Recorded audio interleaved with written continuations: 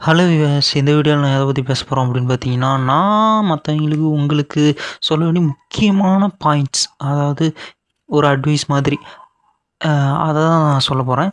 அதில் first point என்ன அப்படின்னு பார்த்தீங்கன்னா, human is heart, life is church. அதை நான் சொல்ல வர்றது என்ன அப்படின்னு பார்த்தீங்கன்னா, நீங்கள் என்ன நினச்சிட்டு இருக்கீங்களோ அதுதான் நீங்கள், அதை பண்ணணுன்னு அவசியம் இல்லை. நீங்கள் நினச்சாலே அதுதான் நீங்கள். ஸோ முடிஞ்ச அளவுக்கு நல்லது நினைங்க. லைஃப் இஸ் சர்ச்னா நீங்கள் என்ன செயல் பண்ணுறீங்க, எதை தேடுறீங்க, அதுதான் உங்களுக்கு பிடிச்ச மாதிரி ஈஸியாக இருக்கிறத தேடுங்க. ஈஸியாக இருக்கிறது பண்ணுங்கள். அதில் தான் உங்கள் திறமை இருக்கிறதா நான் நினைக்கிறேன். Take your good decision. அதாவது பார்த்தீங்கன்னா, உங்களோட டிசிஷன் எடுங்க. உங்களுக்கு எது நல்லதுன்னு உங்களுக்கு தான் தெரியும். மற்றவங்க சொல்கிறது கேளுங்க. ஆனால் கேட்டுட்டு நீங்கள் என்ன முடிவு பண்ணுறீங்களோ, உங்களுக்கு என்ன தோணுதோ உங்கள் முடிவு எடுங்க. அதுதான் நல்லது. என்றைக்குமே உங்கள் முடிவு ஒரு 90% ஒர்க் ஆகும். மற்றவங்க முடிவெல்லாம் 10% தான் ஒர்க் ஆகும். உங்கள் வாழ்க்கைக்கு உங்கள் முடிவு எடுங்க. ஏன்னா இது உங்கள் வாழ்க்கை. உங்களுக்கு எது நல்லதுன்னு உங்களுக்கு தான் தெரியும். No sleep mode don't sleep. அதாவது தூக்கம் வராமல் தூங்காதீங்க. நம்ம லைஃபு கொஞ்ச நாள் தான். ஸோ நமக்கு தூக்கம் நம்ம வாழ்ந்துட்டுருக்கோம். நம்ம தூக்கம் வராமல் தூங்காதீங்க.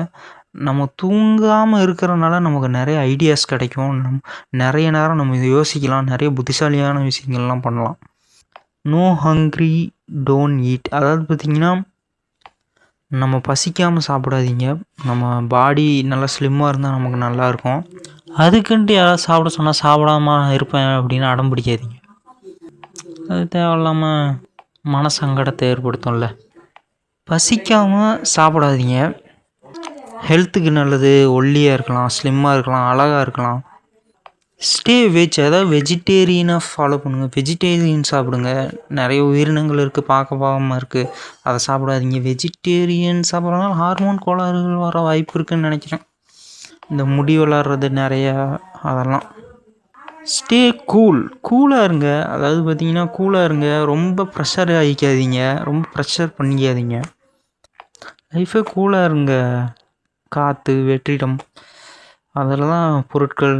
அது அப்படி தான் நம்ம லைஃப் இருக்குது. ஸோ நம்மக்கிட்டேருந்து தான் நம்ம மாற முடியும். நம்ம இங்கேருந்து நகர்ந்தாலே அது ஒரு பேடு தான், தப்பு தான். அதில் தான் நம்ம வாழ்ந்துட்டுருக்கோம். ஸோ அதனால் நம்ம கூலாக இருந்துக்கிட்டோம்னா நல்லாயிருக்கும். எல்லாத்துக்கும் ஃபீலிங்ஸ் இருக்குது. ஸோ கூலாக இருங்க. Do easy way. ஏதாவது பண்ணணுன்னா ஈஸியானது பண்ணுங்கள். அதாவது பார்த்திங்கன்னா, உங்களுக்கு ஈஸியாக வரதை பண்ணுங்கள். அதில் தான் உங்கள் திறமை இருக்கிறது அப்படின்னு நினைக்கிறேன் நான். ஈஸியானதை பண்ணுங்கள். ஸ்டே ட்ரெஸ் போடுங்க. ட்ரெஸ் போட்டுக்கிட்டு இருங்க. ட்ரெஸ் போடுறதுனால நம்ம பார்த்திங்கன்னா நம்மளாக இருக்கோம். நம்ம யார்? அவ்வளோதான். நம்ம யார்? சும்மா நம்ம யாருங்கிறது நம்ம முதல்ல பார்த்தோம்னா நம்ம யார்? நமக்கு பேரு புகழ் நம்ம திறமெல்லாம் இருந்தாலும் நம்ம யாருன்னா, கட்டுறது கையளவு கல்லாதது உலகளவு அப்படின்னு சொல்லுவாங்க. நம்ம எவ்வளோ பெரிய ஆளாக இருந்தாலும் இந்த இயற்கைக்கு முன்னாடி நம்ம ஒன்றுமே கிடையாது. ஸோ நம்ம யார்? ஒரு ட்ரெஸ் போட்டுக்கோங்க.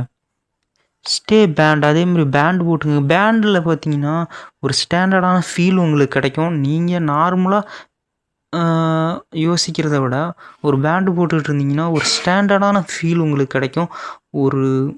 அந்த பேண்டு உங்கள் சிந்தனையை மாற்றும், உங்கள் செயலை மாற்றும். பேண்டு, நெக்லஸ்ஸு ஏதாவது ஒன்று போட்டுட்ருங்க. கயிறு கட்டுங்க. அது உங்களோட சிந்தனை செயலை ஸ்டாண்டர்டாக வச்சுருக்கும். ஒரு ஸ்டாண்டர்ட் ஃபீலிங் கொடுக்குற ஸ்டாண்டர்டாக இருக்கும். வச்சுக்கோங்க. நிறைய தப்பான முடிவுகளுக்கு நம்ம போகாமல் தடுக்கிறதுக்கு அந்த பேண்டு, கயிறுலாம் நம்ம உதவியாக இருக்கும். ஒரு ஃபோக்கஸாக இருக்கும். கையில் இருக்கிறது, நகை, கழுத்தில் அந்த கயிறுலாம் இருக்கிறதுனால ஒரு ஃபோக்கஸ்டாக இருப்போங்க எப்போவுமே. நெக்லஸ் போடுங்க. அதுக்கப்புறம் நம்ம யார்? நம்ம என்ன யோசிக்க போகிறோம் அப்படி?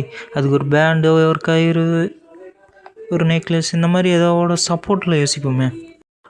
டூ யோகா பண்ணுங்கள். நம்ம யார்? ஒன்றுமே கிடையாது. நம்ம கையில் இருக்குது. இப்போ இன்றைக்கி நம்ம கையில் ஆண்ட்ராய்டு இருக்கலாம், பைக்கில் போகலாம், பெரிய பெரிய பணம் வச்சுருக்கலாம், பெரிய டிவி பார்க்கலாம். பட் நம்ம யாருங்கிறது பார்த்திங்கன்னா ஒரு உயிரினத்தை எடுத்துக்கோங்க, ஒரு புழு எடுத்துக்கோங்க.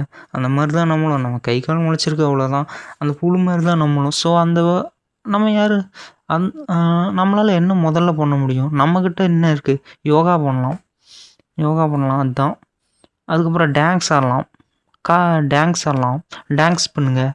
நம்மக்கிட்ட இருக்கிறது அதுதான். நம்ம உடம்பு தானே இருக்குது. ஸோ அதை வச்சு தானே எதாவது பண்ண முடியும். டான்ஸ் பண்ணலாம். கராத்தே பண்ணுங்கள். கராத்தே தற்காப்பு உதவும்.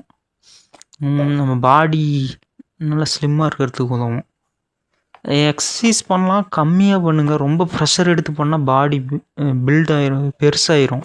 ரொம்ப ஹார்டான எக்ஸசைஸ் பண்ணுறதுனால உங்களோட ஸ்பீடு கம்மியாக வாய்ப்பு இருக்குது. ஹார்டாக எக்ஸசைஸ் பண்ணாதீங்க, ஹார்டான எக்ஸசைஸ்லாம் பண்ணாதீங்க, உங்கள் ஸ்பீடு கம்மியாக வாய்ப்பு இருக்குது. அடுத்து observe your situation for the child. அதாவது இதில் என்ன சொல்ல வரோம் அப்படின்னா, இதில் என்னன்னா உங்களோட சூழ்நிலையை புரிஞ்சிக்கங்க. முதல்ல நம்ம வாழ்கிறதே கஷ்டமாக இருக்குது.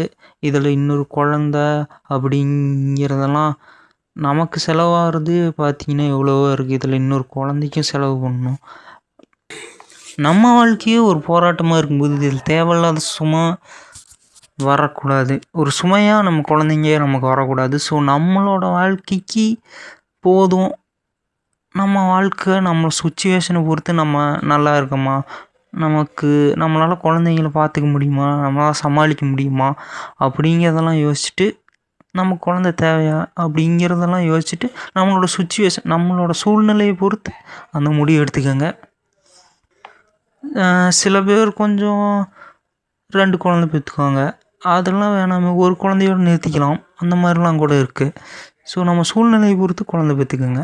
பாய்.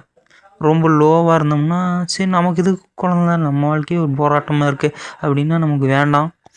அதில் ஒன்றும் தப்பு கிடையாது. பாய். நம்மளில் சிலருக்கு உடல் குறைபாடுகள் கூட இருக்கலாம். ஸோ அந்த மாதிரி நேரத்தில் கூட நமக்கு இதுக்கு குழந்தைன்னு கூட விட்டுறலாம். இல்லை என்னால் பார்த்துக்க முடியும், எனக்கு குழந்தை வேணும் ஒரு அதீத நம்பிக்கை இருந்தால் நீங்கள் மேரேஜ் பண்ணலாம். மனைவியை பிடிச்சி, இதில் இந்த மனைவி இருக்காங்க, குழந்தைங்க அப்படிங்கும்போது மனைவி இருப்பாங்க. ஸோ பிடிச்சவங்களோட வாழ முயற்சி பண்ணுங்கள், பிடிச்சவங்கள மேரேஜ் பண்ணுங்கள், பிடிச்ச மனைவியை தேர்ந்தெடுங்க. அது உங்கள் ஃப்யூச்சருக்கு, உங்கள் குழந்தைங்களோட எதிர்காலத்துக்கு ரொம்ப நல்லது. மனைவி, பிடிச்ச ஹஸ்பண்ட் உங்கள் குழந்தைங்களோட எதிர்காலத்துக்கு ரொம்ப நல்லது, உங்களோட எதிர்காலத்துக்கும் அது ரொம்ப நல்லது. இது எல்லாம் முடிஞ்சிருச்சு. ஒத்த வார்த்தையில் சொல்லணுன்னா எப்படி இருக்குன்னா, இவ்வளோ இருக்கே நம்ம லைஃப்பில், எவ்வளோ நம்ம எப்படி வாழ்கிறது, நம்ம என்ன மாதிரி முடிவுகள் எடுக்கிறது அப்படின்னு இவ்வளோ இருக்கே. ஸோ மொத்தமாக பார்த்தோம்னா ஒத்த வார்த்தையில் சொல்லணுன்னா, எனக்கு தெரிஞ்ச ஒத்த வார்த்தை இருக்குது, கூலாக இருங்க.